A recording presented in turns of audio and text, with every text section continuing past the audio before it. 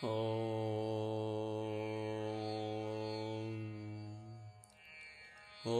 नमो भगवते वासुदेवाय।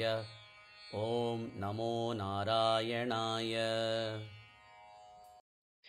श्रीमन्नारायणीयं दशकं 25 श्लोक 1। स्तम्भे घट्टयतः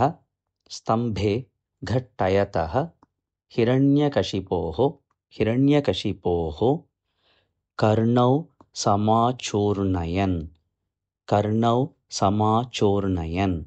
स्तम्भे घट्टयतः हिरण्यकशिपोः कर्णौ समाचूर्णयन् स्तम्भे घट्टयतो हिरण्यकशिपोः कर्णौ समाचूर्णयन् स्तम्भे घट्टयतो हिरण्यकशिपोः कर्णौ समाचूर्णयन्। आघूर्णत् जगत् अण्डकुण्डकुहरः आघूर्णज्जगदण्डकुण्डकुहरः घोरः तव अभूत् रवः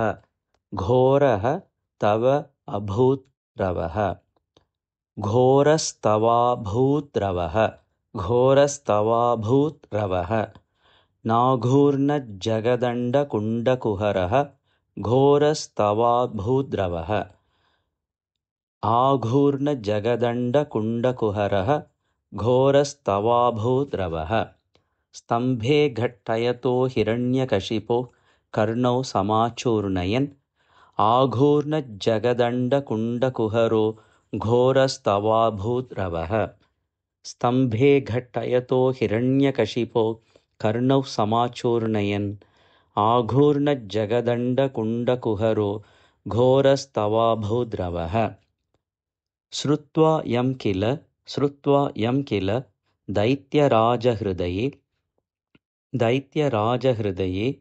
पूर्वं कदापि अश्रुतं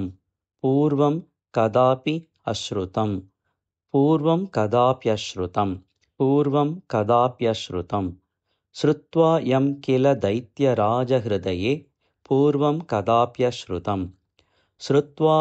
किल दैत्यराजहृदये पूर्वं कदाप्यश्रुतं कम्पः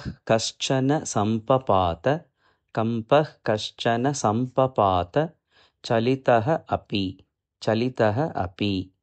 कम्पः कश्चन सम्पपात चलितोऽपि अम्भोजभूः विष्टरात्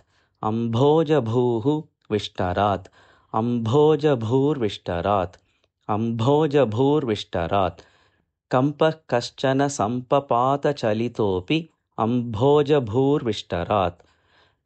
कश्चन सम्पपात चलितोऽपि अम्भोजभूर्विष्टरात्।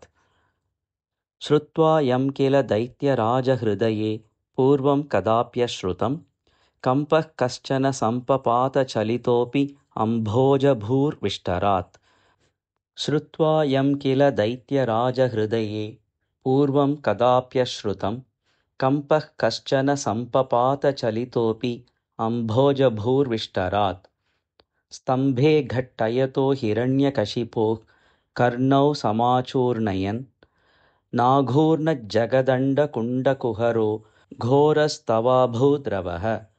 श्रुत्वा यं किल दैत्यराजहृदये पूर्वं कदाप्यश्रुतं कम्पः कश्चन सम्पपात चलितोऽपि अम्भोजभूर्विष्टरात्। स्तम्भे घट्टयतो हिरण्यकशिपो कर्णौ समाचूर्णयन् आघूर्णज्जगदण्डकुण्डकुहरो घोरस्तवाभूद्रवः। श्रुत्वा यं किल दैत्यराजहृदये पूर्वं कदाप्यश्रुतं कम्पः कश्चन सम्पपात चलितोऽपि अम्भोजभूर्विष्टरात्। स्तम्भे घट्टयतो हिरण्यकशिपो कर्णौ समाचूर्णयन् आघूर्णज्जगदण्डकुण्डकुहरो घोरस्तवाभूद्रवः। श्रुत्वा यं किल दैत्यराजहृदये पूर्वं कदाप्यश्रुतं कम्पः कश्चन सम्पपात चलितोऽपि अम्भोजभूर्विष्टरात् स्तम्भे घट्टयतो हिरण्यकशिपो कर्णो समाचूर्णयन् आघूर्णज्जगदण्डकुण्डकुहरो घोरस्तवाभूद्रवः